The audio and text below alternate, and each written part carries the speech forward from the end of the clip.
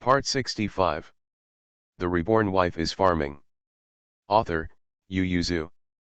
Chapter 643. Chen Jiake had been watching all the way since he entered the barracks, so he could naturally see that Lu Dehe was acting deliberately, and he could even see the disdain in Captain Zhong's eyes. Just now my father-in-law also said that Chi Heiran proposed a marriage, and the 6 companions are obviously the ones Chi Heiran prefers. Although Lu Dehe's own conditions are not good, it is because of his hard work, although he is not sure whether the other party likes his sister-in-law, or it is purely for profit. Or both. But no matter what kind it is, he is at least willing to put his heart into his sister-in-law, which is better than coming to a blind date banquet while contemptuously looking down on his sister-in-law Zhong Xiaoyi. He is a Han man. Although he did not grow up among Han men, he has read books with Han men for more than 10 years. He knows Han men best, and most of them are self-righteous and self-deceiving people like Captain Zhong. Thinking how wronged he was by marrying a Miao girl, and that he made a contribution to the marriage between the two parties, while being reluctant to part with the power he got because of it, and at the same time despising the Miao people, the Chen family felt sick just thinking about it. Fortunately, my sister-in-law didn't fall in love with Captain Zhong, otherwise, for the sake of the family's peace in the future, he would have to persuade his father-in-law to give up this marriage. As for Lu Dehe, Chen Jiake pretended he couldn't see it. This was the sister-in-law's marriage, so let them decide for themselves. Sure enough, the next day, the father-in-law called Chen Jiake over and asked him to make a list of unmarried young talents under Chi Heiran's hands, and he wanted to choose a husband for his daughter one by one. When Jinhua heard the news, the first thing she said was, "Father, I've fallen in love with Lu Dehe, go and propose marriage to me." "No," Jian twitched his face and said, "Lu Dehe is too old." "How old is it?" "It's only 32. Jian stared, "Who told you?" Jinhua held her red face and smiled and said, "He told me himself. He said he was old, but as long as I was willing to marry him, he would always spoil me. Dad, I like him like this, hurry up, go propose marriage."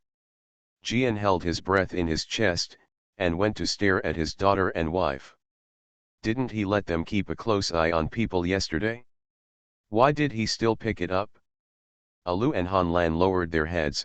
Who can stop Jinhua's arrogant nature? Jian said with a bitter face, "Jinhua, you are the golden flower in my father's heart, how can you marry such an old man? Prince Ji said that you can choose his young men. I took a look yesterday. It is also very good to find a few young lads, very brave. So what? I'm so happy with Lu Dehe. When I saw him, my heart jumped, just like when you saw Grandma back then. I recognized him.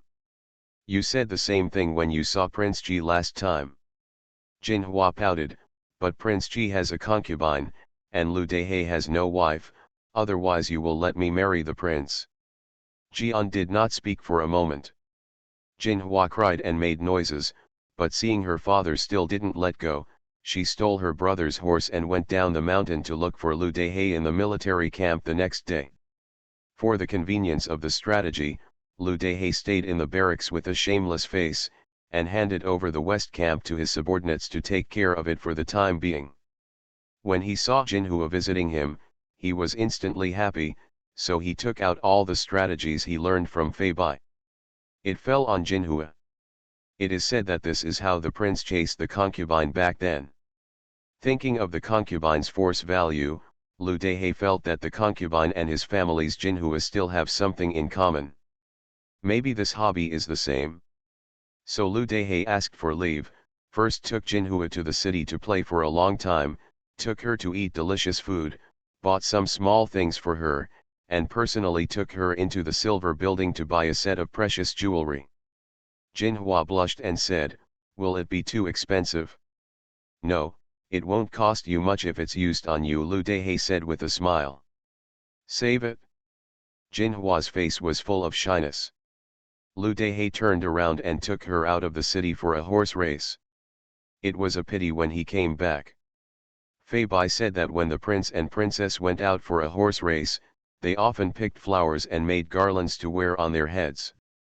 It was very romantic. He also made garlands, even now. It was winter, and he stared wide-eyed along the way, but he didn't see a single flower. Lu Dehe gave Jinhua a lot of things, but he didn't forget to attack his future father-in-law and brother-in-law. He asked Jinhua to bring a treasured sword to Chief Jian. He snatched it when he was a bandit, and gave it to the chief. The mother-in-law and sister-in-law gave several bolts of high-quality cloth. It was rewarded by the emperor when he was appointed as an official, gave the brother-in-law a high-quality BMW, it was borrowed from the prince, and gave the eldest brother-in-law an ancient book, that was given by the emperor at the time. Collected by luck when bandits. So Jinhua came back with a full load, riding a horse by herself, followed by the soldiers who escorted the things, raised their heads and chests, and returned to Miao village in a high-spirited manner. When Chief Jian saw a horse and a box, he became furious and shouted, "How dare Lu Dehe come to hire you with only these things?" The escorting soldiers were taken aback, and Jinhua was also taken aback. Then the soldier hurriedly explained, "Master Chief misunderstood, this is a gift for you and your wives when we join the army." Jinhua curled her lips and said, "Abba, you underestimate Lu Lang too much, but he said that if Abba agrees to our marriage, he will give everything he has." "Just brag, does Lu Dehe like you so much? My own daughter knows it, because she is the youngest daughter, and she looks the most like his wife, but her temper is like him, so he spoiled her lawlessly since she was a child. They can still bear it, and most of the people in the village are patient with their family's power and face, so how can the Han people bear Jinhua's character? So Chief Jian prefers a son-in-law with a milder personality. It's okay to be cowardly, but at least he doesn't dare to bully his daughter." Chief Jian felt that he was really worried about this daughter. Then Lu Dehe could be a simple person from a peasant rebellion to a bandit leader, and then to a general? If the couple quarreled at that time, what would he do if he couldn't suppress his son-in-law and made his daughter feel wronged? So Chief Jian squinted at the box and turned his head to ignore it. But Jinhua felt that even her father looked down on her, her eyes turned red immediately, she dropped the rein and ran in, crying as she ran. Seeing this, the soldiers were afraid that it would be difficult for the chief to carry their things back, so they hurriedly lost their things and turned around and ran, saying, "Master Chief, the things have been delivered, and the younger ones will leave first." Chief Jian couldn't wait to shout, and was also curious about the gift prepared by Lu Dehe, so he opened it and sighed for a while. He has intentions, but I don't know whether he is interested in Jinhua or the power behind Jinhua. The Chen family came over and heard it, thought for a while and said, "Father-in-law, I think Lu Dehe is really sincere. If you don't believe him, you can find out after talking to him. Marriage is discussed, and then we can get married. The Miao family does not have the bad habit of Han people taking concubines. Although Aimei is a Miao girl, she is the jewel in your palm. It is normal for us to make such a request. Lu Dehe will naturally refuse if he can't do it. It is a bad idea to drag it blindly. On the contrary, it made my sister miss it even more. The reborn wife is farming." Author, Yu Yuzu. Chapter 644. Chief Jian pondered, and said, "Lu Dehe, you are too old." This was the reason why he disliked her the most. How could his delicate daughter marry such a pile of cow dung? Chen Jiake coughed lightly, and said, "Father-in-law, if Lu Dehe doesn't value the separation between Miao and Han, he would be a good choice," he said tactfully. "After all, Aimei wants to live with that person for the rest of her life. I look down on Miao people from the bottom of my heart. Jinhua thinks that the Miao people are good wherever they are, and it would be strange if they met a Han who looked down on the Miao people. It is because he grew up in the Miao village that he feels that the Miao people are like a family, and everyone in the Miao village regards him as a Miao person, so he and Han Lan can live a happy life, but no matter how far away, the people near the Miao village, several Han villages, hated them, and they saw it when they went to the military camp that day. The people in the military camp respected them because they were the prince's guests. Those generals who knew they were going to have a blind date with Jinhua, except Lu De Black, all with disdain in their eyes, showing the ethnic prejudice between Miao and Han. Chief Jian struggled for 2 days, and finally decided to talk to Lu Dehe. He also wanted to know what Lu Dehe thought about his daughter. Lu Dehe went to see Chief Jian with the mood of seeing his future father-in-law, and deliberately made himself look younger, so he went to see Lord Yuezhang with the treasured sword he snatched from Lin Man. There is no way, for a man, he is still a man who is good at martial arts, he can't think of giving anything other than giving him a sword. Chief Jian sat in the restaurant and looked at the bustling crowd below with a sense of loss. Half of them were Han people and half were Miao people. However, the Han people could open shops, but the Miao people could only set up stalls on the side of the road. I don't know when they Miao people to be able to open a big shop in the city without being discriminated against. Lu Dehe came in respectfully, saluted and said, "Lu Dehe has met Uncle Shi." Chief Jian twitched his mouth and waved, "You should call me Chief Jian." Isn't this too unfamiliar? Why don't you call me Brother Jian? You and I are brothers, and we are not much different in age anyway. Lu Dehe immediately shouted, "Hello, Chief." Chief Jian waved him to sit down, and stared at him for a long time with his eyes wide open. Except that he was strong and black, he didn't understand why his daughter would fall in love with such a person. How normal is his elder daughter's aesthetics? Looks handsome, why is the youngest daughter's aesthetics crooked? Lu Dehe straightened his back and sat, stiff for a long time.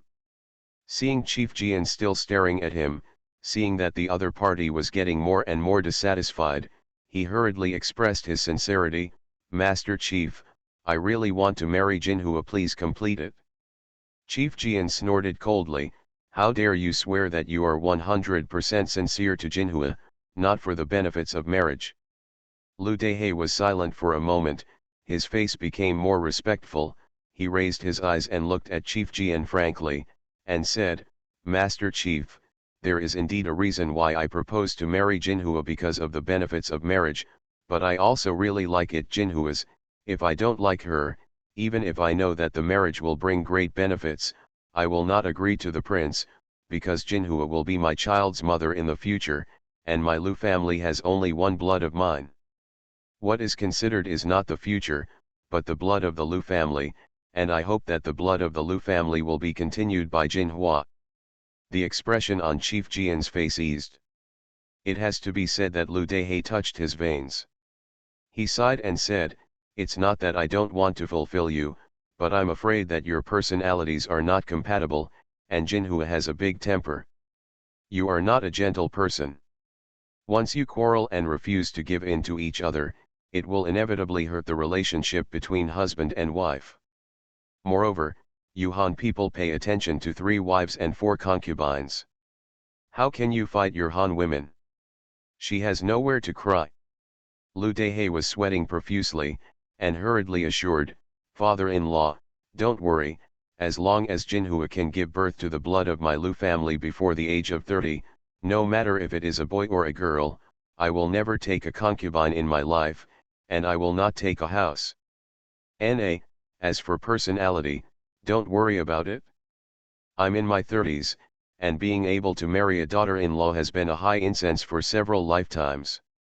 For Jinhua, I must hold it in the palm of my hand. She is young. I will naturally let her, just like raising a daughter." Jian listened carefully at the beginning, with a smile in his heart. When he heard the last sentence, he couldn't help kicking him, saying, "He is my daughter, and I want you to raise him as a daughter." Lu Dehe's face was dripping with cold sweat, and he hurriedly said, "I said the wrong father-in-law, no, it's the chief, I will definitely raise her as my wife." Jian said with a dark face, "I haven't agreed to marry my daughter to you yet." Lu Dehe said with a bitter face, Master Chief. He felt that the more he said, the more wrong he was. Jian shook his hand and left. Lu Dehe only felt that the future was bleak, so he could only turn around and look for the prince, hoping that he could give him some advice. Chi Heiran almost touched his forehead with his fingers. I thought you were smart before, why are you so stupid? Didn't you ask Fei Bai for an idea before? But my lord, Fei Bai didn't tell me what to say when I met my future father-in-law. Isn't he still married? Lu Dehe looked at Chi Heiran eagerly. My lord, if you have experience, please pass it on to me. Chi Heiran tilted his head and said complacently, we have nothing in common. My father-in-law is very satisfied with me, almost like his own son. You can go to the army and ask who is not liked by the father-in-law, and then you can learn from it. Will he really not be beaten by his colleagues for asking this question? Lu Dehe looked at Chi Heiran pitifully.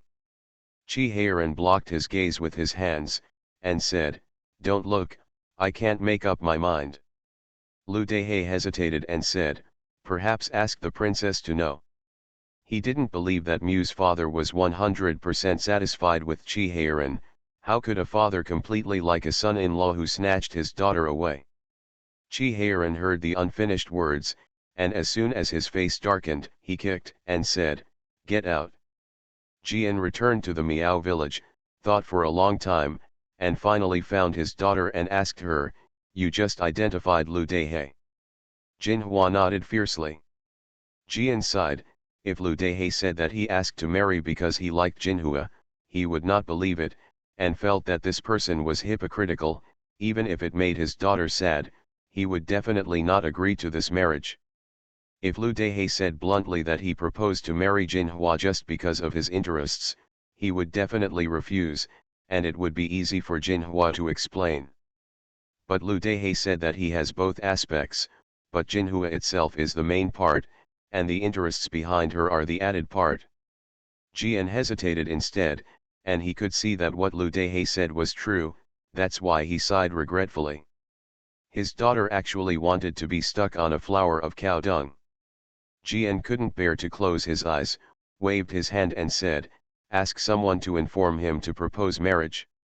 Jinhua immediately cheered, hugged Jian's neck and shook, shouting, Abba, you are the best.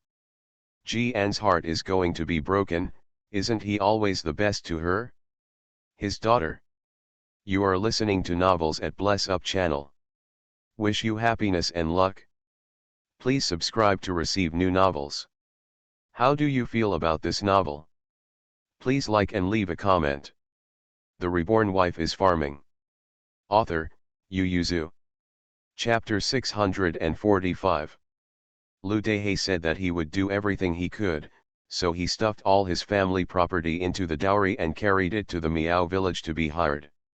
There are a total of 120 sets of precious ones such as gold and silver jewelry, robbed, common ones such as cloth and daily furniture, and one of them carries a box, which is the account book of their family's cash and bank notes. When Jian saw that he dared to write this thing on the dowry, he knew his sincerity, and his opinion of him was gone by 2 points in his heart, but he still didn't have a good face. He gave the box to his youngest daughter, intending to give it to her as a dowry, so that Lu Dehe would become a pauper. Wouldn't he still have to rely on his daughter for food? Jian is more satisfied when he thinks so. He gave most of the things as a dowry to his daughter, but he withheld all the books in the dowry. Lu Dehe did not expect that the old and rough father-in-law would like books. He has a lot of books. When the bandits entered the city, the rich families in the city fled, and the grandsons were grandsons. He took the opportunity to snatch a lot of books. If you want to leave it to future generations, it's not bad to use it to curry favor with your father-in-law now. Lu Dehe hurriedly asked someone to pick up a copy of the heavy book. Not to mention, because everyone was illiterate and knew that he liked books, the younger brothers snatched a lot of them. Most of them had for the heavy ones. One book was pulled out from the inside, which could fill 5 large boxes. Therefore, not long after Lu Dehe finished delivering the betrothal gift, he carried another 5 boxes of books to his father-in-law. This time, he immediately flattered his father-in-law and brother-in-law who had the right to speak. Chen Jiake was very happy to entertain Lu Dehe. Books are hard to sell in this era. Not to mention whether Jian's family has money. Even if they have money, it is difficult to buy so many books, so compared with those gold and silver jewelry, these books are more precious to him. After Chi Heiran heard about it, he asked Fei Bai to go to the bookstore to print a batch of books and send them to the Miao village, saying that they were a gift from their palace to the Miao village. Fei Bai asked, "Master, what are the bibliographies to be printed?" Chi Heiran said, "The Analects of Confucius and the Code of Laws are the key points. More books on enlightenment should be printed, so that the Miao people will not have to rush to read a book if they want to read it." Mu Yangling heard it from the side, and hurriedly said, "There are also agricultural books, medical books, craftsmen's books, and more books on water conservancy. Since books on water conservancy are printed, they can't understand them just by reading them. Books on arithmetic all count. Although what you said is practical, they are all unpopular, and the cost may be high." Chi Heiran asked, "Do we still have money in our family?" "Don't worry, this little money is still affordable," Mu Yangling said, "and it's okay to print a little more. We can also distribute some to Han Chinese academies. These books are very practical. You just read history books, and what is the use of the 4 books and 5 classics? You should also read more of these other books." Chi Heiran rubbed his nose. He didn't even read the 4 books and 5 classics. Okay. How could he read such things as agricultural books? Then print 20 volumes of each book. 10 volumes will be sent to the Miao village, and the other 10 volumes will be sent to various academies. You can discuss with the bookstore and come up with a bibliography for the princess to read, Chi Heiran instructed. Fei Bai responded. Chi Heiran sent books to educate the Miao people, hoping that they would belong to Daki from the inside out. Only by learning the language of the sages can they have a sense of belonging to the Daki ruled by the Han people, so what he sent were the Analects of Confucius and other educational books. And Mu Yangling wanted to take this opportunity to improve the abilities of the Miao people in all aspects, so he attached various technical books. Among other things, the Miao people don't know all the medicinal materials in the mountains. They usually only pick the ones they are familiar with. Mu Yangling gave them a herbal medicine book, and they could find the medicinal materials according to the pictures on it. Don't let them go to waste in the mountains. As soon as Chen Jiake received the book from the palace, he opened it and took it down from the box. Seeing that there were 20 books in a row that were about education, he felt a little annoyed. Does the Prince Sima Zhao's heart have to be so obvious? He opened the other boxes, but found that most of them were agricultural books, medical books, and the like, and he felt a little ashamed. He seemed to have misunderstood the prince, and the prince seemed to be persuading Nong Sang. Chen Jiake was a little ashamed, so he asked someone to take out the books and put them in order, and said to the chief, "Father-in-law, although the books sent by the Lord are not as many as my brother-in-law, they are more practical, which shows his painstaking efforts." The chief looked at it for a while, but still could only recognize a few words, and asked, "What books are they all?" "Agricultural books, medical books, and other books, among other things, only these 2 are what our village urgently needs." Jian sighed, "We met a good prince." Chen Jiake laughed and said, "Father-in-law should say that we met a good monarch." Jian frowned slightly, and Chen Jiake said, "Last time I went to see the prince and had a sincere talk with him about the future of the Miao village. Listen to what he said. His actions are all ordered by the emperor." Chen Jiake lowered his voice and said, "I heard that the emperor is planning to make a law to let us Miao people and Han people pay taxes in the same way, and we will not be allowed to increase taxes independently in the future." Jian's heart skipped a beat and couldn't help jumping up. "Really? Father-in-law, please speak softly," Chen Jiake said, "it's not decided yet, but I think the prince's attitude is that the emperor is in favor of it, but there is a bit of resistance in the court, so it's delayed for the time being. Now the taxes are still according to Dejos, but less 2 years, 3 years at most, the tax must be fixed. After all, the tax exemption has only been exempted for 3 years. Now that the country has changed to Daki, we can't always have Dazhu's tax law. Jian's eyes were piercing, and he said, when I was young, I heard my grandfather talk about the taxes during the reign of King Sejong.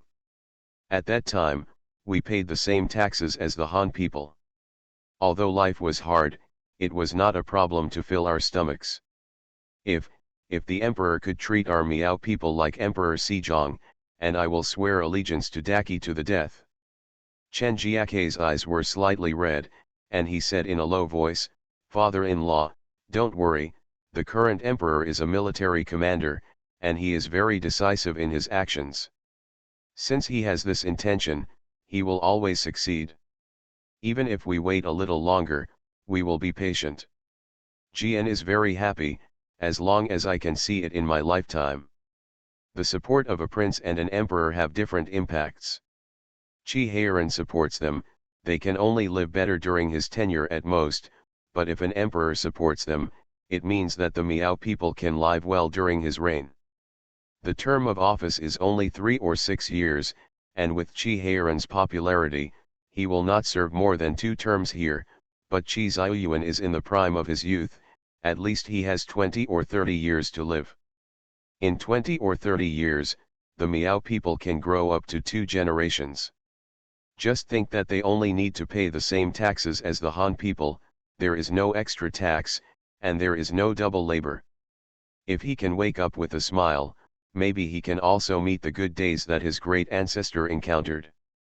Maybe he has better luck.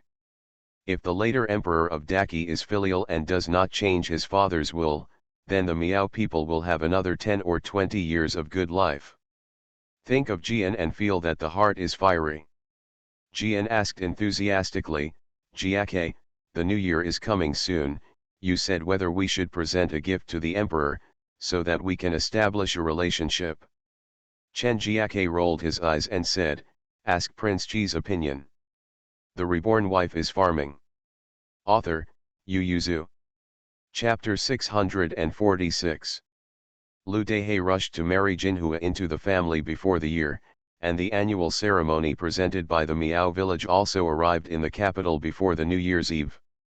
When Qi Ziyuan received the gift list, he finally understood why the officials of the Ministry of Rites looked constipated, because all the gifts from the Miao village were local specialties in southern Guizhou. The local products dedicated to the emperor are not ordinary local products. For example, the Lapu taro that Yongzhou presents every year is all taro.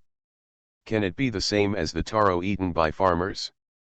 After steaming, just lightly dipped in a little sugar, it can be called a delicacy in the world. Every year, Yongzhou sends a batch of Lapu taro to Beijing. There are so many dignitaries in Beijing. Taro, if other officials want to eat it, they have to rely on the reward from Emperor Jinjian.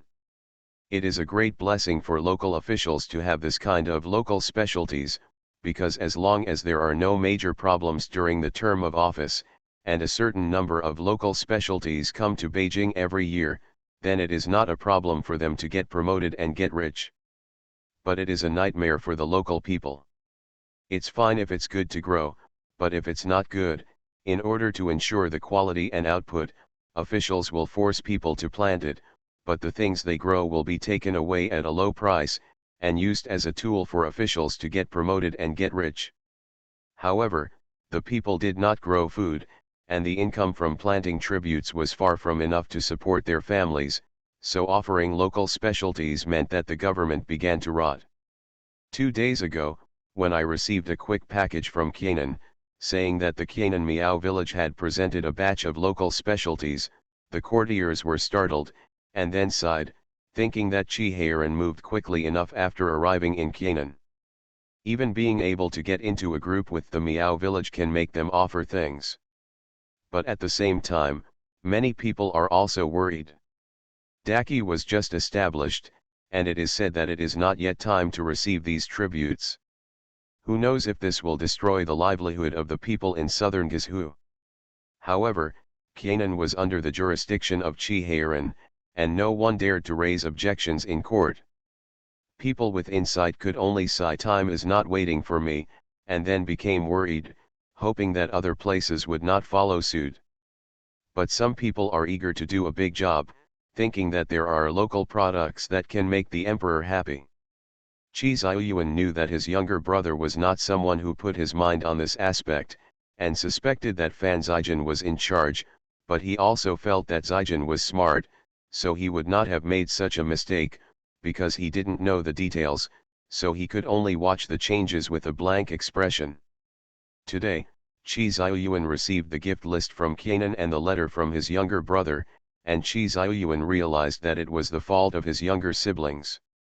The souvenirs sent here are real souvenirs, things that can be bought for a few pennies on Qianan Street, not too many. Qi Ziyuan let out a cheerful laugh, and said loudly, "This special product is very suitable for me." The official of the Ministry of Rituals curled his lips. The thing was sent by the king of Rongjun, even if it is a pile of shit, you may agree with it? Qi Ziyuan waved away the officials of the Ministry of Rites and asked someone to call Rongxian and Yan Du. Not long after Qi Ziyuan ascended the throne, he rehabilitated the former imperial matriarch Yan and removed the infamy that had been attached to him.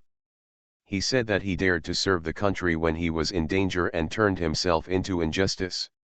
He was admirable and admirable. The ancients and the people of the time believed that Wenzhen's posthumous title was extremely beautiful, and there was no way to add it, don't get along with people easily. In the 238 years since the founding of the Great Zhou dynasty, there have been countless civil servants and military generals, and only 5 of them can get the posthumous title of Wenzheng. However, Taifu Yan, a minister of the Great Zhou dynasty, was enshrined in Daqi, and he was also the first minister of Wenzheng in Daqi. All the ministers with the posthumous title of Wenzheng in the past dynasties were all admired by others, passed down to later generations, and became a generation of famous ministers. And the emperor gave Yan Taifu a posthumous title, which also ended the disputes between the literati and the common people against him, and recognized the peace talks policy proposed by his previous dynasty. After receiving the imperial decree, Yan Du came out of the Yan mansion for the first time, knelt at the door and cried bitterly, and then brought his son Yan Fu to kneel at the palace door and begged for recovery. This is also an excerpt of the famous Father's Womb to repay the king's kindness in later generations. Qi Ziyuan was at the time when he was employing people. Needless to say, the talents and characters of Yan Du and Yan Fu, because he was named the Taifu Yan, he was even more loyal to him. Although Rongxian was capable, his prestige was not enough, and his actions were always restrained. Qi Ziyuan simply let Yan Du be the right minister and work with Rongxian. Rongxian already admired the Yan family's style, and Yan Du was also willing to die with Qi Ziyuan, so the two of them only got along for more than half a month before they cooperated very happily. The two came hand in hand, but they didn't understand why the emperor was looking for them at this time. Qi Ziyuan handed Qianan's gift list to the two of them with a smile, and said with a smile, "What do you two lovers think of this gift list?" Yan Du was about to persuade Qi Ziyuan to put an end to the trend of local products. When he saw the things listed on the gift list, he was stunned for a moment, and asked, "Is the pork and cured meat used in this cured pork extremely precious?" Qi Ziyuan laughed loudly and said, "Yan Qing, look at the price behind." Yan Du was embarrassed when he saw the price of 12 cents per catty marked on the back, and he was even more speechless when he looked at the price of the liver grass on the back.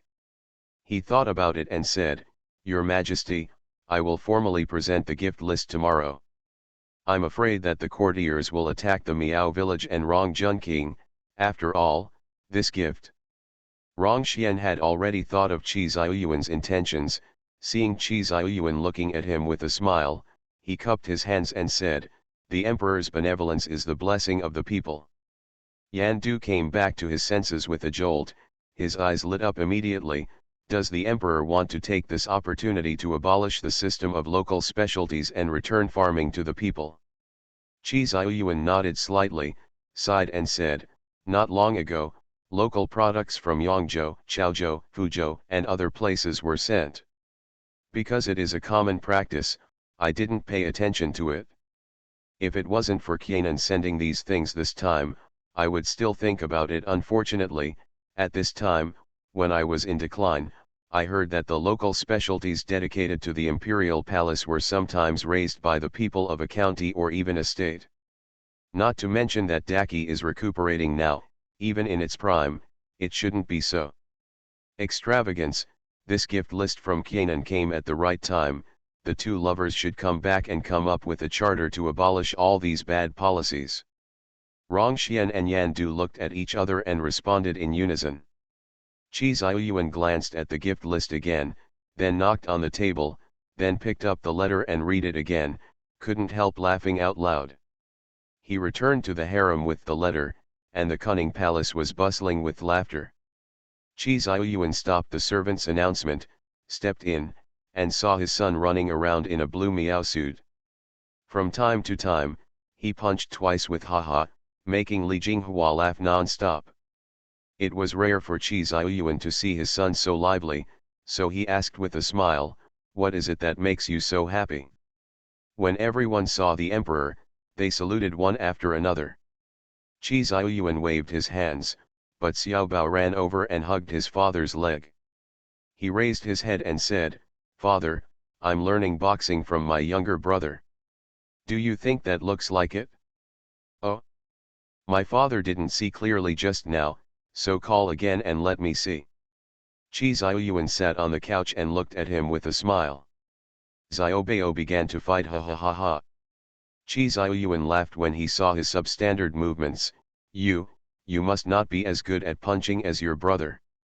Your uncle wrote that he can smash a fist with one fist. Now there's a table. Xiaobao opened his mouth wide. The Reborn Wife is Farming. Author, Yu Yuzu. Chapter 647. Seeing his son's reaction, Qi Ziyuan laughed again, and picked him up and put him on his lap. Seeing that he was in a good mood, Li Jinghua asked with a smile, what's the emperor's happy event today? Qianan's gift list is here. Qi Ziyuan took out the letter and showed it to Li Jinghua, and said with a smile, tell your younger siblings that the local products she chose are hard to sell. Some people just want to eat something fresh for a while, and the money they can make is limited, so it's better to get rich locally. Li Jinghua was puzzled, opened the letter to read it, and sighed after a long time. Ling has a good heart, but he is anxious about the needs of the people, but it is inevitable that things will be easier. This gift list was negotiated by Mu Yangling and Chief Jian. Qi Heiran and Chen Jiake watched with embarrassing faces the whole time. Although Chen Jiake is talented and smart enough, he has not participated in politics after all, so his knowledge is limited. He doesn't know the tricks of local specialties. He just wants to build a good relationship with the court and please the emperor. He thought about it when he went to Qi Heiran Miao village has something to offer. But he just started talking, and Qi Heiran refused. Although Qi Heiran's talent is in war, he also knows other things. Native products is not a good idea. If the Miao village wants to show their favor, it is better to present a treasured sword to the emperor or something. In order to present the Lipu taro to Beijing every year, almost all the people in Lipu County grow taro. Taro is a miscellaneous growth, and it can be stocked even in the wild. Lipu taro is delicate and needs to be carefully served. Farmers spend almost a whole year planting this thing, but the harvest is very little, and the government does not sell it out, but only buys it at a low price, so although Lipu has world-famous tributes, life is not easy. Qi Heiran said again, Fuzhou Dongju is the most precious. Every year, the roundest and largest ones are selected for the court. In order to collect Dongju that can be paid as tribute, many pearl divers have lost their lives in the sea. If they die, if they can find suitable Dongju, forget about the Dongju, the imperial court will leave a pension for his family, if they can't get it. Chi Heiran shook his head slightly, the meaning in his words was self-evident. Chen Jiake's complexion was slightly pale. Of course there are reasons for the previous emperor's stupidity, but it is also in line with the world. The emperor's preferences have always been sought after. Although my emperor brother is diligent and frugal, he also saves himself, but the Qi is too big, and the emperor still has people who don't care about him the place you went to, let alone Qianan. So once you offer local specialties, the subsequent officials will inevitably treat the people harshly in order to please the emperor and Shang Feng. Chen Jiake was a little discouraged, the Miao village was so poor, where to find the precious sword? Chen Jiake hesitated for a moment, glanced at Chi Heiran's face, and said, "How about presenting a beautiful woman?" Chi Heiran smiled and said with an unchanged face, "Imperial brother doesn't love beauties, what's more, after he ascended the throne, he said that he would not fill the harem within 2 years. If brother Chen presents beauties, my imperial brother can only give them to his subordinates. It's not beautiful. Just a joke, how could there be a Miao girl in his brother's harem?" He heard that the Miao people are good at gu, and for the sake of the safety of the Qi family's heirs, Miao girls must not appear in the harem. Chen Jiake didn't think much about it, he had also heard the rumor that the emperor didn't fill the harem for 2 years, and Han Lan said at the time that the emperor and empress had a deep affection. The Chen family returned regretfully, and was planning to pay a high price to find a precious sword, but they didn't know if there would be time. In the evening, Chi Heiran went back to tell Mu Yangling about this matter, in order to tell her his foresight, and to prevent future troubles for his Qi family heirs. It's different, Chi Heiran has only heard about it, but never seen it, and he has always been afraid and worried about the unknown, so he feels that his move is to make a big effort for the safety of his eldest brother's harem.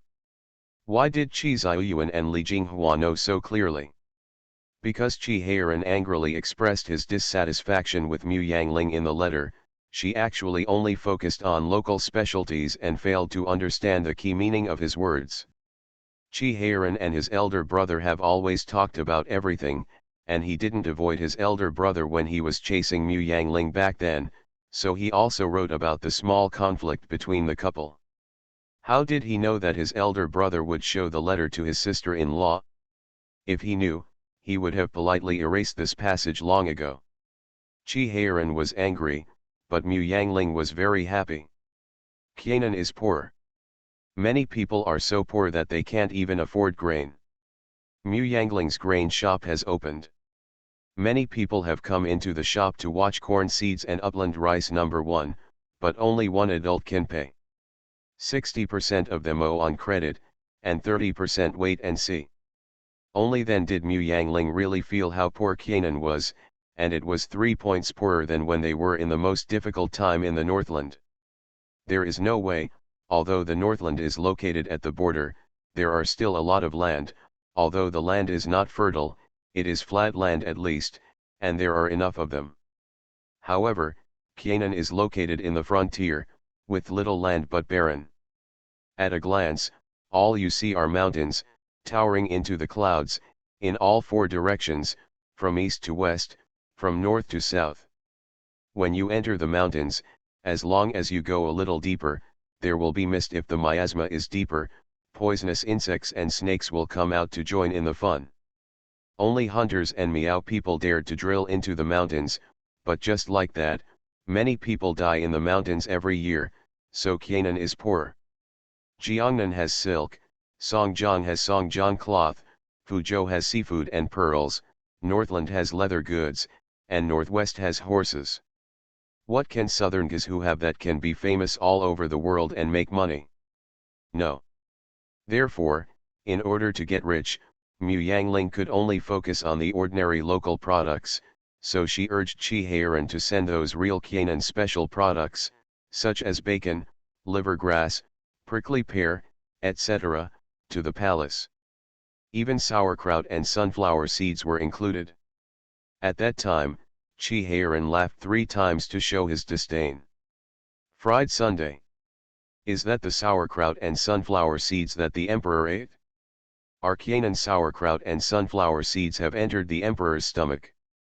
Besides being silent, Chi Heiran remained silent. In the final analysis, Mu Yangling planned to make money for the people in Canaan with the emperor's idea, at least to get through the next year's lean time. Mu Yangling saw that Chi Heiran's expression was not very good, so she hurriedly slowed down her tone and said, "I'm also thinking about you and my elder brother. You have also seen the situation in Canaan. The government office has no money, and now the people still have money. You can live on the relief food issued by the imperial court, but in March and April next year, if you save money, the relief food will also be eaten up. What will you do then? Squeeze out the soldiers' food and pay to help the people? Or just watch them do it all over again? Why not organize a caravan to go to Beijing to send a fortune, and bring back a batch of grain when you come back? As long as you don't pick it up next year, you won't have to worry about it in the days to come." You are listening to Novels at Bless Up channel. Wish you happiness and luck. Please subscribe to receive new novels. How do you feel about this novel? Please like and leave a comment. The Reborn Wife is Farming. Author, Yu Yuzu. Chapter 648. Chi Heiran rolled his eyes and said, "You also said that they don't even have food, so where did you get the bacon to bring you to Beijing?" Mu Yangling chuckled, "There's no cured pork, isn't there? Sauerkraut and sunflower seeds. The more expensive liverwort is also good. Pickled vegetables and sunflower seeds."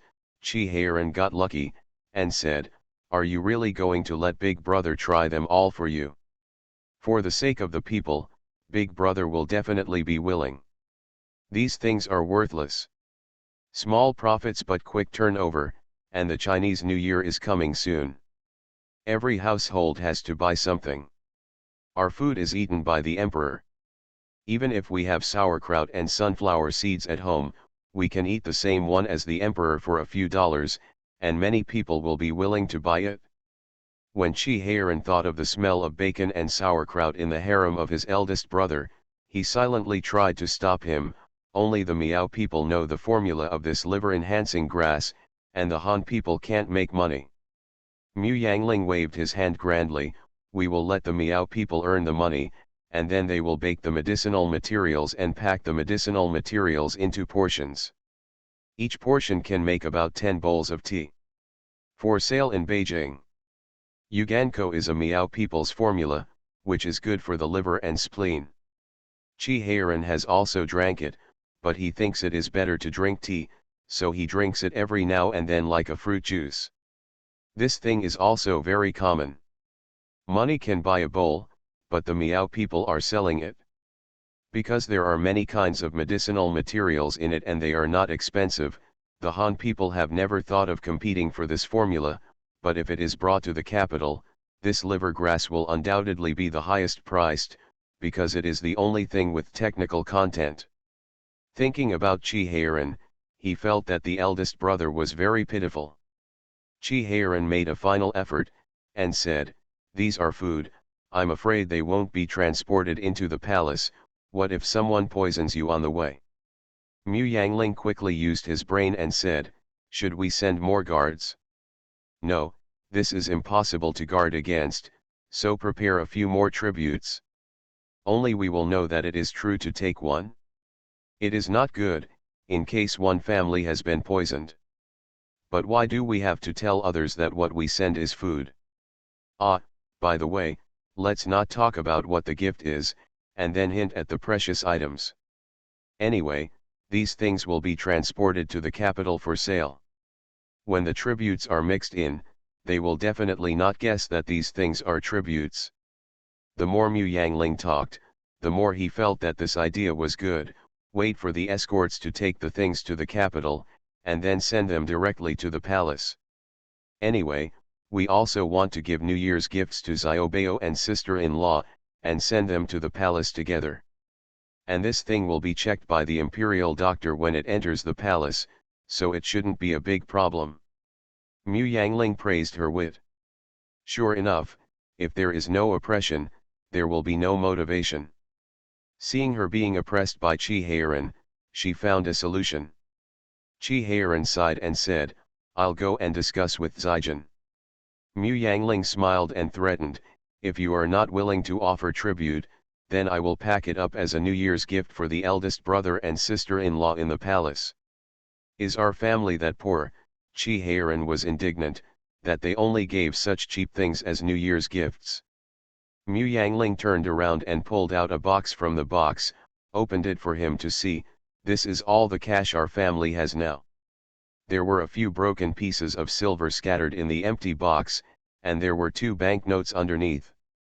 Chi Heiran just breathed a sigh of relief, at least he still had the banknotes.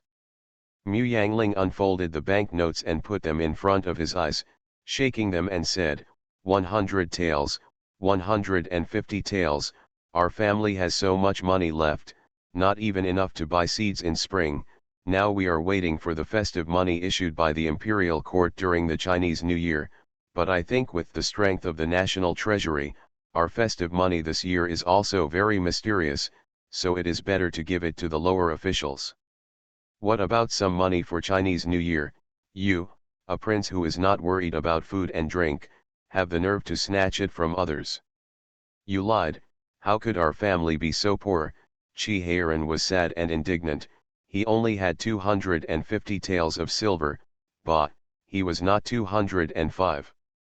It depends on what to do. Of course our family is not poor. There are dozens of hectares of land and several mountains. Jewelry and antiques are full of warehouses in the capital. The business of the partnership with Zijin is making a lot of money. However, the land can do you sell it? Do you dare to sell it? Does anyone dare to buy it? Can jewelry and antiques be realized? Can the gold and silver earned fall into our hands? So our family only has these cash. Chi Heiran held the box and asked tangledly, then the money in our family's account now? Mu Yangling said with a straight face, it's all sponsored by Zijin's friendship. Chi Heiran breathed a sigh of relief, and managed to avoid touching his wife's dowry. Mu Yangling sighed and said, but you can't always eat Zijin, my brother is still clear about the account, we have to pay back the money, right? Chi Heiran felt sorry for his brother again in an instant, and he whispered, why don't you go and suppress the bandits? The suppression of the bandits will pay off. Mu Yangling rolled his eyes. The bandits in Qianan were dispersed by the Xixia soldiers a long time ago, haven't you recruited them all? Where can I find the bandits? Chi Heiran looked at her with piercing eyes.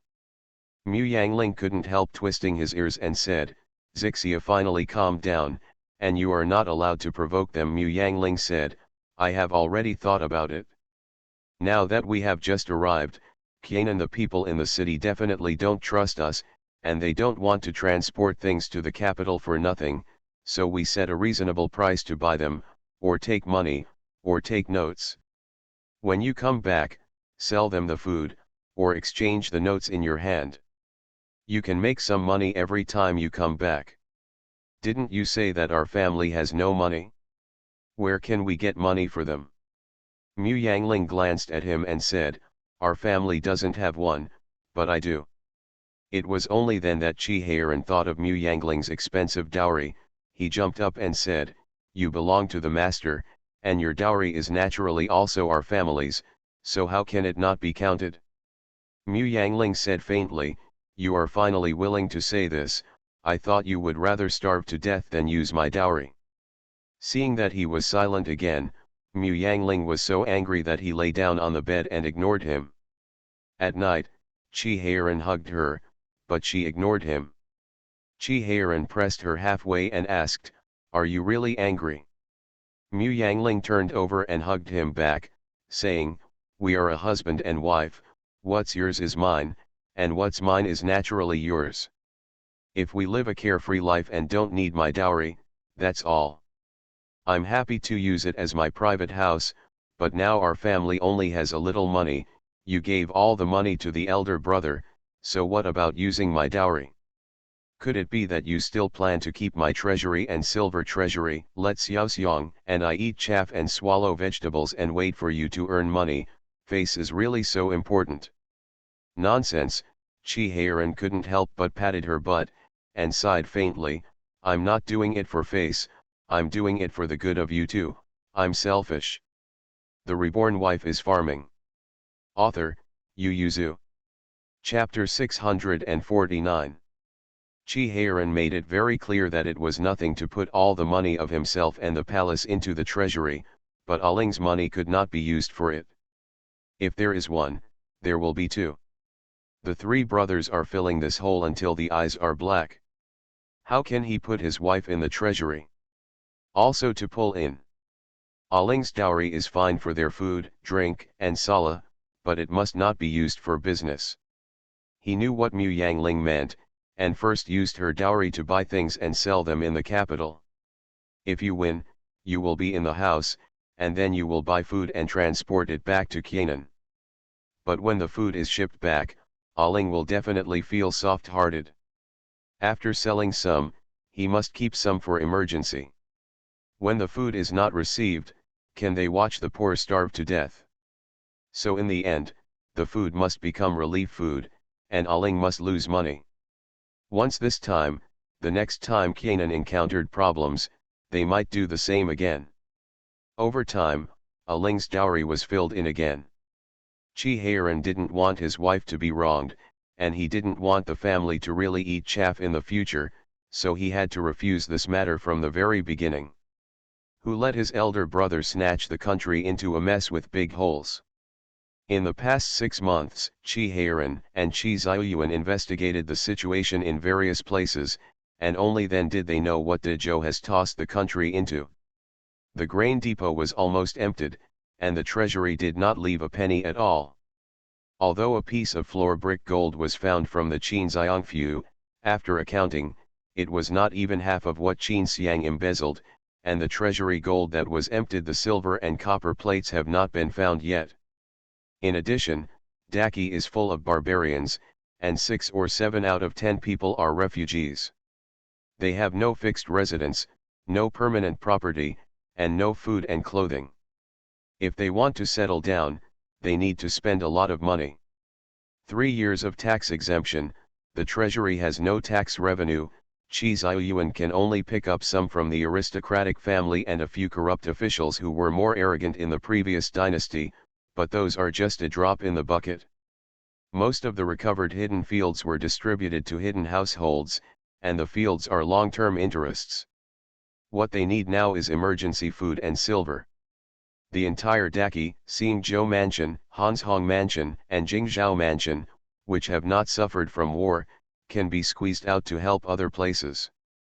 Because the errands in these 3 prefectures are all Chi Ziyuan's confidants, and since the new dynasty was established, they don't dare to embezzle, but the help they get is limited, because although life in the 3 prefectures is better than other places, they don't have enough food and clothing. People abound, and Chi Ziyuan can't squeeze the people in the northern land too much, that's where he thrives.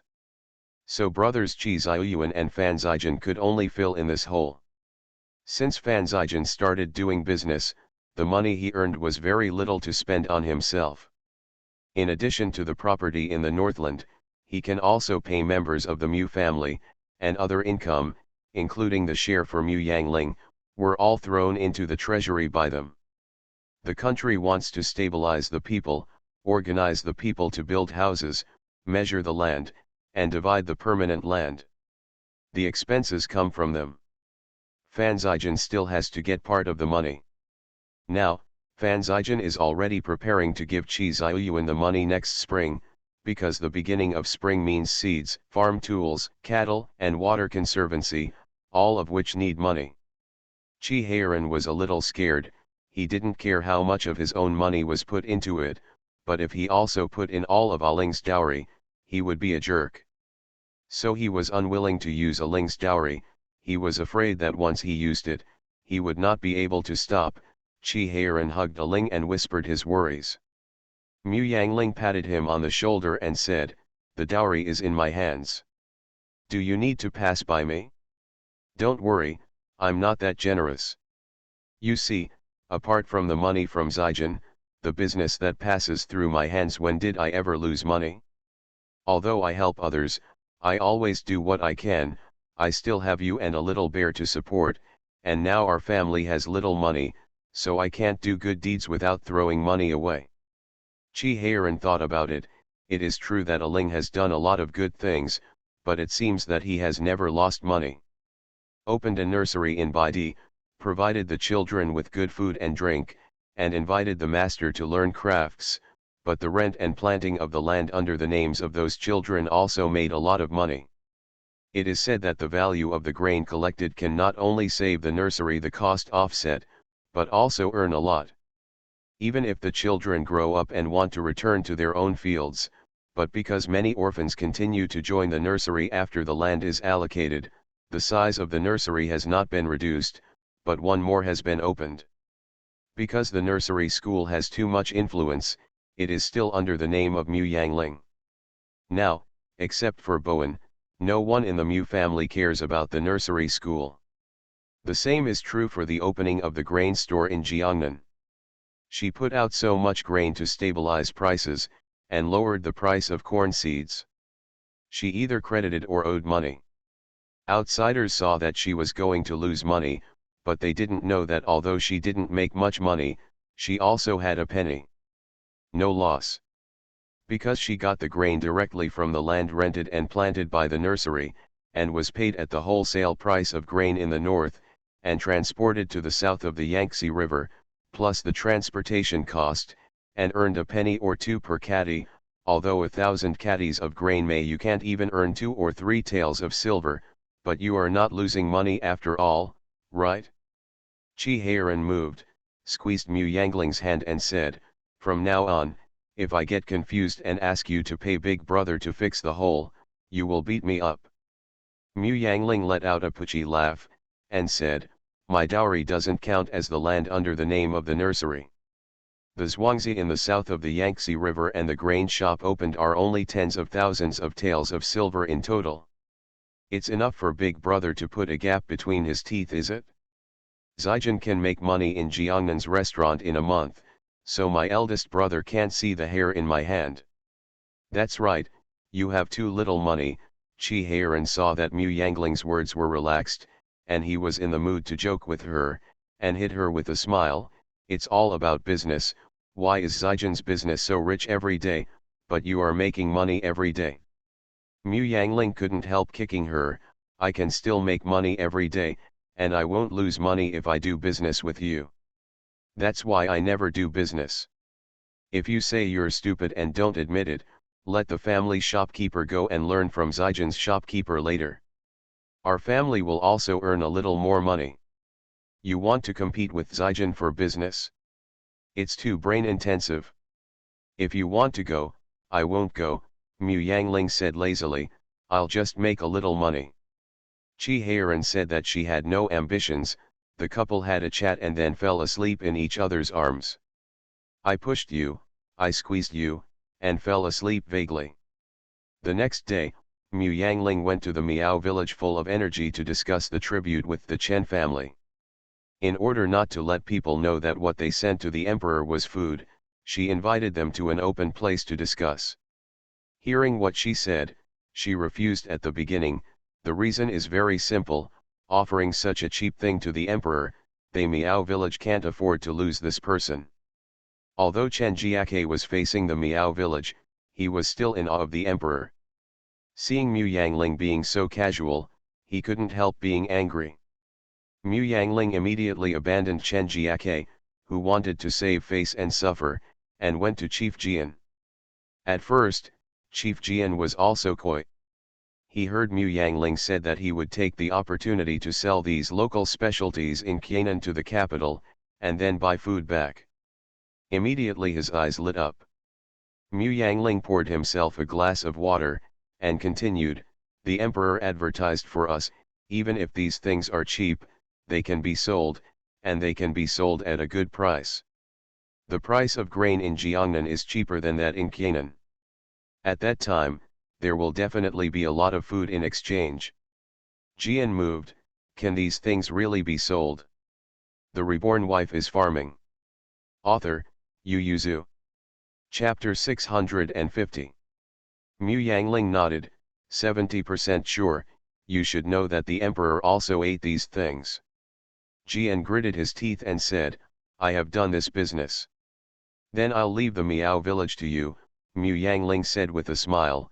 Do you think we should hand over this business to cooperate with each other, or should you take it and sell it to me, and count it as my business? What kind of cooperation method is the cooperation? If it's all yours, how can the price be set? Jian asked. If we cooperate, we will split the cost equally. You are familiar with the Miao people, and you will be responsible for this side. The Wangfu will be responsible for the Han people. The money earned from buying grain in the capital and transporting it back will be divided equally, Mu Yangling said. He smiled and said, as for the expenses on the road, I'm at a loss, and our palace is fully responsible for it. This, how much is the cost of 50%?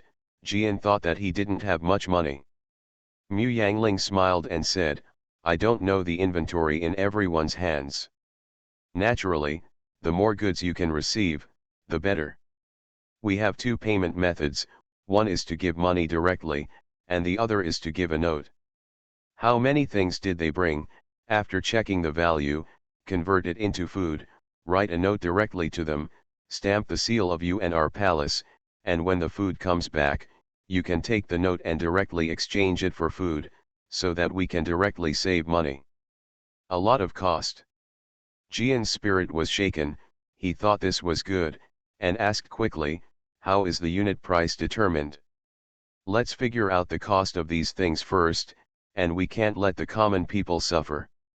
It doesn't matter if the purchase price is a penny or two more expensive than the market price. What about the price of food? The price of food in Qianan is not low now. Chief Jian, don't worry, the price of this grain will definitely not be higher than that in Qianan now. The price in the south of the Yangtze River has been flat. Now a stone of millet costs 1 tael or 3 silver, and corn is cheaper. It only costs 1 tael and 80 cash, and it will be shipped back. When we go to Qianan, we only need to add half a penny per stone, so we won't lose money. Chief Jian was stunned, and said, then we are not doing a loss-making business. How can you lose money? You can earn half a penny per shi.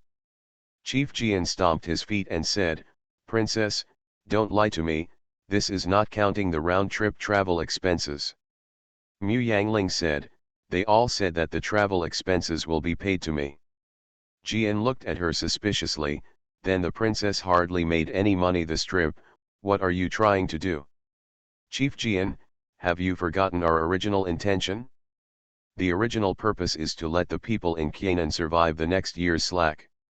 This trip will increase the income of many people. We will not lose out on this alone. Mu Yangling looked at him seriously and said, this is really the last condition I want to say to the chief. The grain brought back, whether it is Han people or Miao people, must be treated equally and the price is fair. You see how? Jian rolled his eyes and understood that Mu Yangling wanted to make the poor Han people feel better, but he did it for the Miao people. Although he did not make money from doing business, he was a chief, and if his people made money, it was he who made money. Chief Jian immediately responded with a smile.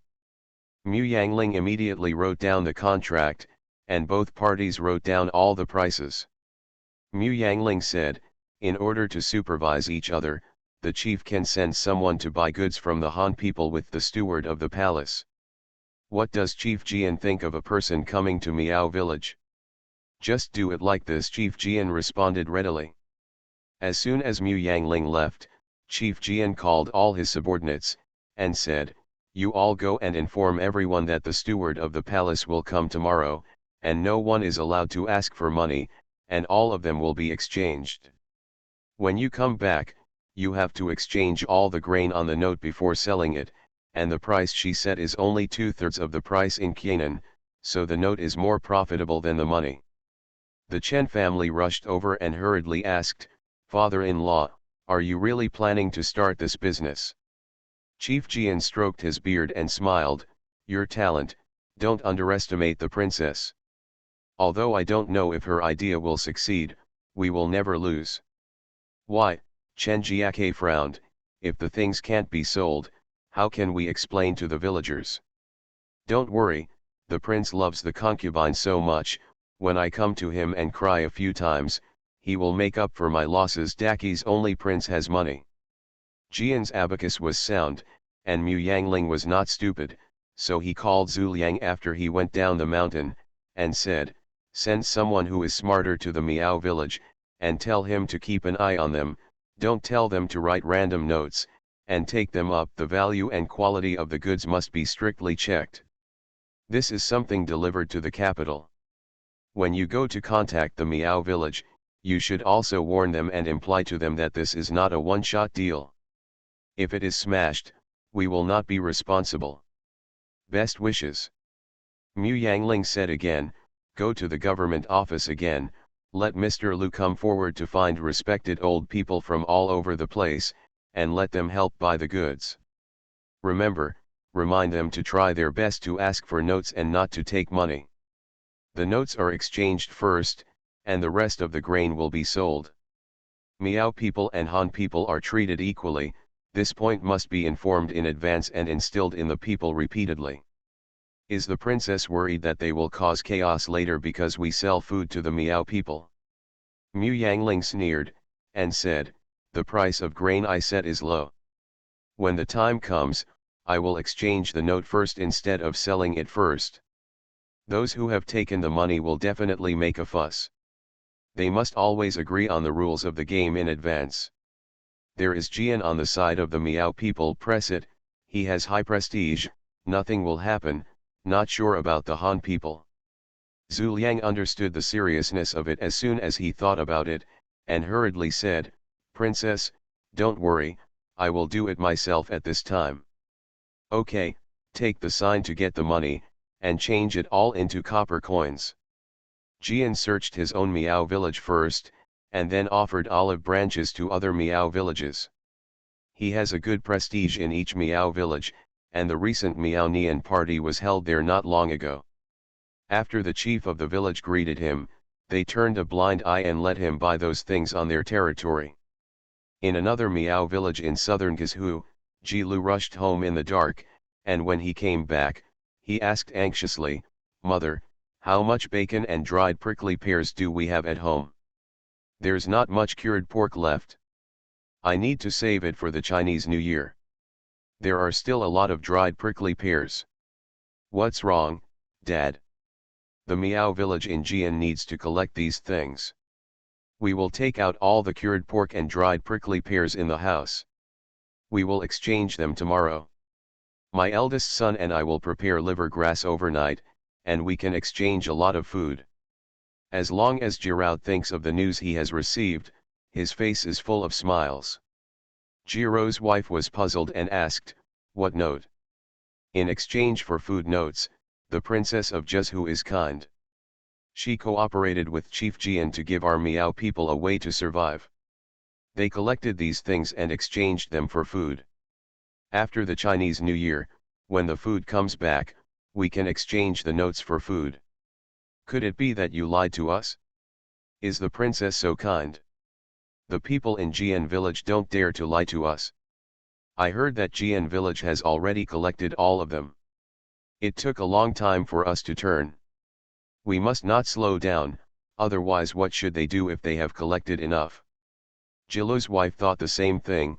Even if the princess lied to them, the people in Jian village would not dare to lie to them, at worst they would just go and rob Jian village. Such conversations were going on in various Miao villages, and then Jian looked at the goods that were being transported back to the warehouse with a smile, feeling both happy and worried, and didn't know if all these things could be sold. You are listening to Novels at Bless Up channel. Wish you happiness and luck. Please subscribe to receive new novels. How do you feel about this novel? Please like and leave a comment. The Reborn Wife is Farming. Author, Yuzu. Chapter 651. Wei Hiza squatted in the corner, hearing the people in the village arguing. He couldn't help feeling a little anxious. Yesterday, Lijhan came to inform that the palace would accept pickled vegetables and dried prickly pears and other small things. Lijhan advised them to exchange notes instead of money, because it is more cost-effective to exchange notes than money. When the princess comes back from the capital to buy food, she will first put them away. The grain is exchanged for those who have a sliver, and then the rest is sold. But the people in the village don't really want to change the taizi. Who knows if the taizi can be exchanged for food in the future? Only the money in hand is real. Li Zheng sighed and persuaded them.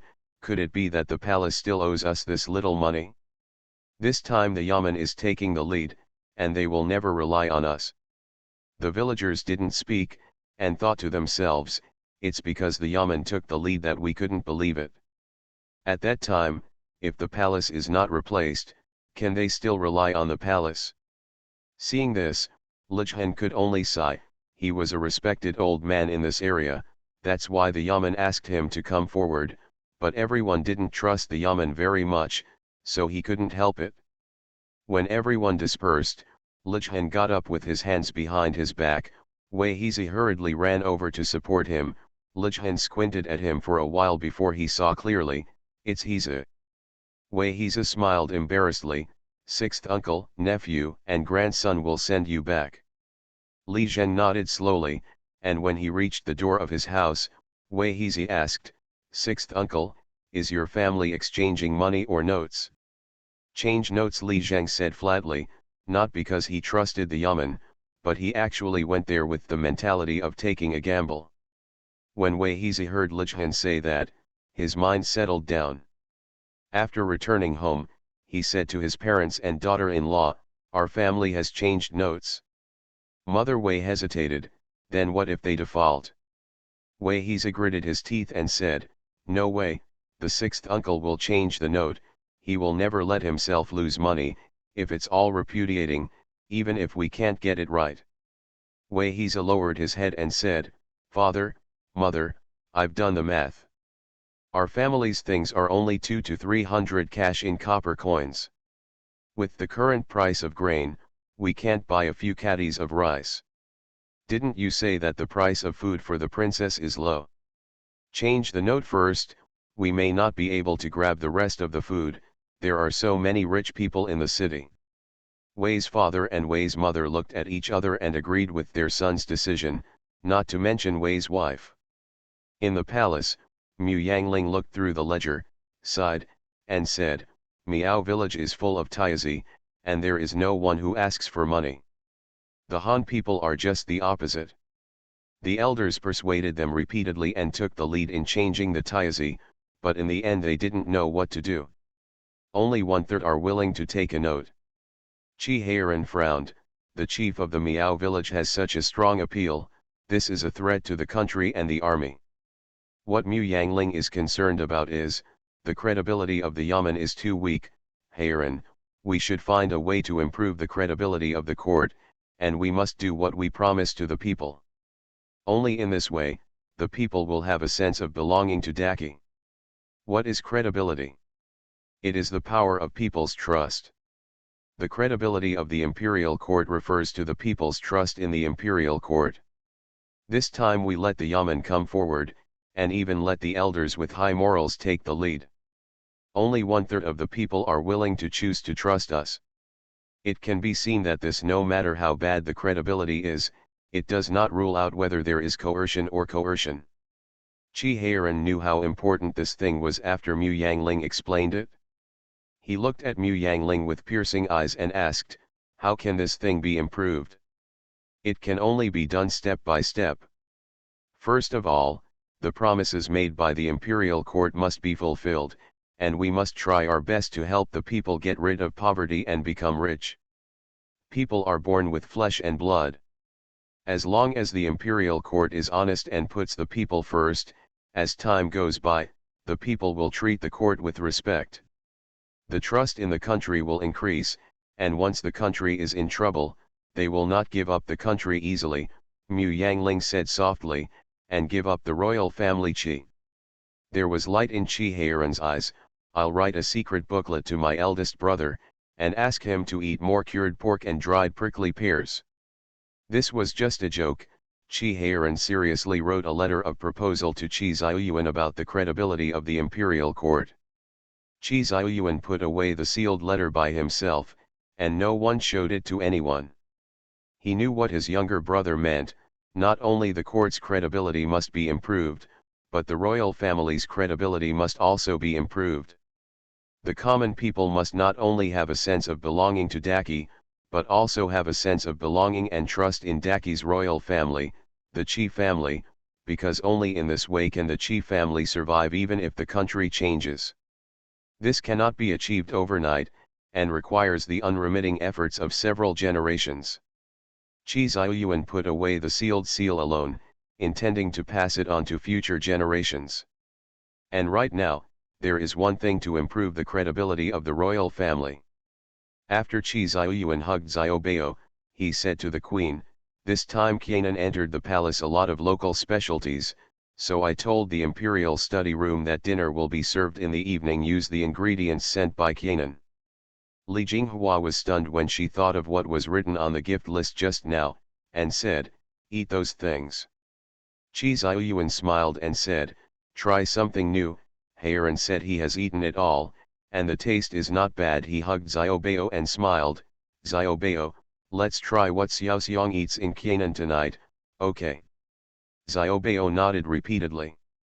As a result, the courtiers had just received the tribute team escorted from Kainan to Beijing, and before they found out what the tribute was, it was reported that the emperor ate the tribute at night and gave him a great praise. All the ministers knew that the emperor was very satisfied with this tribute, because all fools knew that the emperor must have released the news on his own initiative. It's a joke. The emperor has been on the throne for half a year, there are few people in the harem, and the queen manages the harem like an iron bucket, and no news has leaked out. How did the news of the tribute entering the capital spread so quickly this time? The news came out just after the emperor finished his dinner, and he wanted to know whose handwriting it was. Moreover, the news was half hidden and half hidden.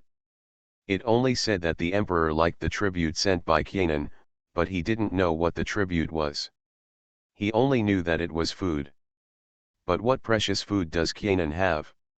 Is it another Laputaro? It's just that the emperor spoils King Rong so much, for fear that they will impeach King Rong tomorrow.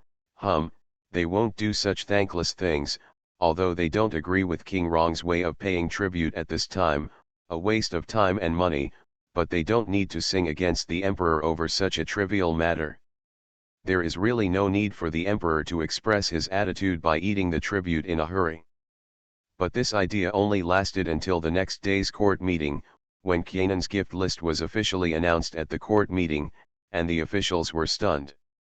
When did the tribute become so cheap? Before anyone could question and prosecute Qi Heiran for the crime of deceiving the emperor, Yan Du came out and said, "It's a great honor for the emperor, and the people of Dachi. Although the king of Rongjun paid tribute, he didn't waste the people and money. It's my Dachi fortunately." While weeping bitterly, he began to mention the sufferings of the people in Lipu for planting taro as a tribute, and the price paid by the people of Fuzhou for picking pearls. He cried until he was so excited that he even knelt down in the tunnel and said, "During the previous dynasty, my father once advised Emperor Jinjian, the people are suffering, we should abolish these tributes, and benefit the people." The Reborn Wife is Farming. Author, Yu Yuzu. Chapter 652. The officials froze and looked at the emperor stealthily. Seeing that his eyes were red and he felt sorry for him, he knew what the emperor meant. He wanted to abolish the tribute system. They are not the emperor's younger brothers, so how could they have the courage to pay tribute to such cheap things as the county kings? All the officials who benefited from the tribute were a little disgusted. If local officials were not allowed to pay tribute to the royal family, they would lose a lot of income. Zhu Yang, who personally escorted the goods to Beijing, didn't have time to inquire about the affairs of the court. They brought a lot of goods this time. As soon as the day dawned, Zhu Liang asked people to beat drums and drums to set up a stall at the 3 receptions in the capital. It used the name of Rongjun Prince's mansion. He asked people to sell the goods brought from Canaan on the street. A jar of sauerkraut was sold for 30 yuan, a caddy of bacon was 50 yuan, and the price of dried prickly pears was 7 times more expensive than what they charged. And a pack of liver grass is placed on the counter, 50 yuan a pack, which is 10 times more expensive than in Canaan. As Chinese New Year is approaching, the street is full of people buying New Year's goods. It is very lively. Everyone gathers together, and after a while, their mouths curled up and said, "This pot of pickled vegetables is 30 yuan? It's only 15 yuan at other houses, which is too expensive. Fresh pork only costs 18 cents a caddy. Why is your cured pork so expensive? I've never seen this prickly pear and liver grass before, can I eat it? Sunflower seeds are also expensive." Zhu Liang hit the gong with a dang and said, "Everyone, don't think that my things are expensive, it's because my things are unusual, and they are all transported from Canaan. Could it be that the food in Canaan is better than ours in Jiangnan? Don't lie to the shopkeeper. The price of goods in Canaan is low. Except that the staple food is more expensive, the price of this kind of thing must be lower than that of our Jiangnan. How can you deceive us with the goods?" A merchant who traveled all over the country and knew the market, hurriedly shouted. Zhu Liang said with a smile, "I don't know, but these are the local specialties of Canaan. They were designated as tributes by the Canaan Miao village and Rongjun king and presented to the emperor. The emperor agreed to eat them last night. I wish you luck for a long time, but you dare not say the advertising slogan that Mu Yangling decided. You can buy the food that the emperor has eaten for as long as 30 or 50 coins people. The emperor really ate this thing? It shouldn't be a lie, right?" Zhu Liang pointed to the signboard of Rongjun Wangfu and said, "I am the chief steward of Rongjun Wangfu, and not far away is the grain shop opened by Rongjun Wangfei. Isn't it natural for my younger brother to send food to my elder brother? We have several carts of food, and it's not that I have the guts to act in the name of the Rongjun prince's mansion." Everyone agrees when they hear this. Who doesn't know that the emperor raised King Rongjun like his son? Even if King Rongjun gave the emperor a plate of wild vegetables, the emperor would eat it and applaud loudly. Now it's just sending some pickled vegetables or something. Thinking about it this way, everyone believed it. The servant of the Ministry of Rights sat in the sedan chair and hesitated for a long time, finally closed his eyes, got out of the sedan chair and pushed the crowd in and said, "Mr. Zhu, it was just a word came from the palace that the emperor said that your sauerkraut vegetables are refreshing and delicious, but he shared a lot of them with you courtier. There are not many left in the palace, so I ask you to send some more into the palace." Zhu Liang happily agreed, and with a smile on his face, he sent the Minister of Rights to the sedan chair. The crowd coaxed and exploded, and they all squeezed in like crazy, regardless of how much money they took out, and stuffed them into the hands of the servants of the county prince's mansion, and they all wanted to hug them away. Just now the Minister of Rights was wearing an official uniform. What he said must be true. This is something that even the emperor has eaten. In the past, the emperors ate all delicacies from mountains and seas. They just wanted to taste what the emperor had eaten.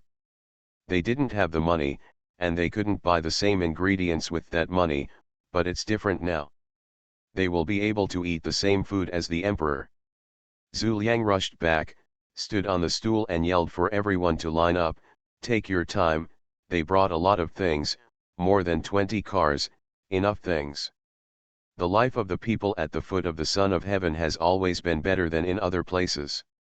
Even the small people can still afford a few tens of renminbi, and they don't buy too much.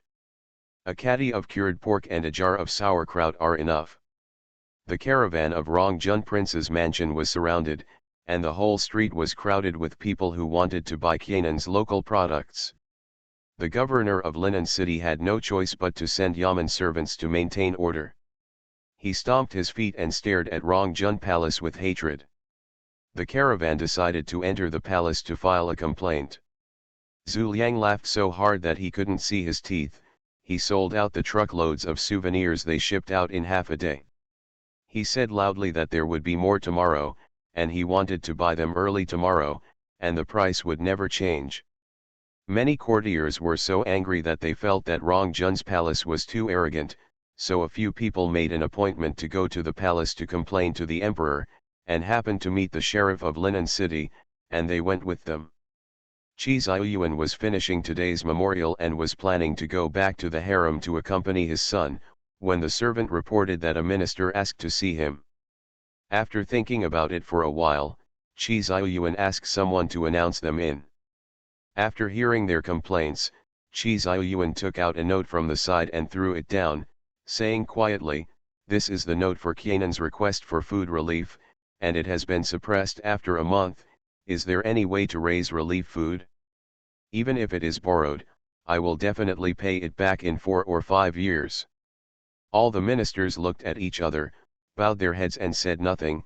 Qi Ziyuan sneered and said, "Zuking is not capable? I thought you were very capable. King Rong only did something, so you rushed to join him, for fear that he was not enough. It seems bad, competing with the people for profit. When did the Rongjun Palace really compete with the people for profit? What are they selling these local products for? Do you really know or not?" Speaking of this, Qi Ziyuan said angrily, "My real brother, the noble King Rongjun of Daki, has to do this kind of business for the sake of the people, and you dare to participate in him to compete with the people for profit. I have some skills, do I need to let my own brother suffer this grievance? Get out of here." Qi Ziyuan lost his temper, and he was lucky after driving everyone out, which was better. He snorted coldly, flung his sleeves and went to the harem. The courtiers who were kicked out looked at each other with ugly expressions. When Rongxian came out of Guangzheng Hall, he happened to see it, so he smiled slightly and said, "What's the matter, my lords?" Several people hurriedly saluted and said hello, Master Zhou. Rongxian stared at the few people for a moment, then smiled lightly and said, "Now the national treasury is empty. Since the establishment of the new dynasty, the court has been able to operate, all thanks to the emperor and the king of Rongjun who have spent all their property. And Kuagong has worked hard to raise money and resettle the refugees. It can go so smoothly. Spring is approaching, and we need to buy grain seeds and distribute farm tools at that time. The adults are either in the Ministry of Households, the Ministry of Industry, or the Yashitai, and they should share the emperor's worries. I don't know, can the adults follow the example of King Rong and Dukan and donate some money?" Several ministers smiled awkwardly and cried poorly. "How dare they make such an opening? No one in the court knows that King Rongjun and Dukan are now so poor that they have thrown all their property into the hole of the treasury. This is the country of the Qi family. Donating up the family property is the right thing to do. And Kuagong and Rongjun Wang are so good that they wear a pair of trousers. Donating all the family property is brotherly love. They should not get involved. As for the caravan of the Rongjun Wangfu, it's just ugly to shout. They turned a blind eye and closed their eyes and it passed." The sheriff of Linan City even made up his mind to go out and ask the Yamen servants to protect the caravan of Rongjun Palace and maintain order for them.